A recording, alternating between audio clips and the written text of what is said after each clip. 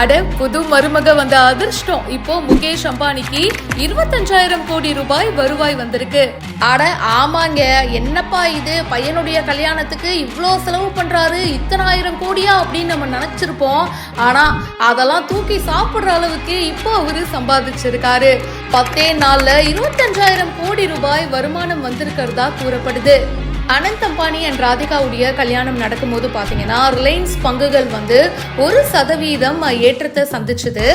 Reliance பங்கோட விலை கடந்த ஒரு மாசத்துல 6.65% உயர்ந்திருக்கு.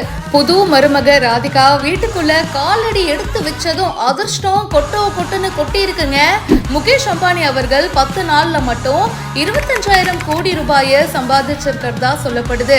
இது தொழில்துறை உலகத்துல எல்லாரோட கவனத்தையும் ஈர்த்திருக்கு. முகேஷ் அம்பானி அவர்களுடைய சொத்து மதிப்பு இந்த கல்யாணத்துக்கு அப்புறமா, அதாவது ஒரு 10 நாட்கள்ல பாத்தீங்கன்னா அவருடைய நிகர சொத்து மதிப்பு தோராயமா $3 பில்லியன், அதாவது 25,000 கோடி ஜாஸ்தியா இருக்கு அப்படின்னு சொல்றாங்க. ப்ளூம்பர்க் பில்லியனர் இண்டெக்ஸ் ஜூலை 5ஆம் தேதி அன்னைக்கு அம்பானியுடைய நிகர சொத்து மதிப்பு $118 பில்லியன் அப்படின்னு தெரிவிச்சாங்க. ஆனா ஜூலை 12ல அவருடைய சொத்து மதிப்பு $121 பில்லியன் ஏற்றம் கண்டிருக்கு. இதன் மூலமா உலக பணக்காரர்கள் பட்டியல்ல முகேஷ் அம்பானி அவர்கள் 12வது இடத்துல இருந்து இப்போ 11வது இடத்துக்கு முன்னேறி இருக்காரு. இதை பத்தி உங்களுடைய கருத்துக்களை ஷேர் பண்ணுங்க. மேலும் பல இன்ட்ரெஸ்டிங்கான விஷயங்கள் பிஹைண்ட் ரூட்ஸ்ல வந்துட்டே இருக்கு. இப்பவே ஃபாலோ பண்ணுங்க.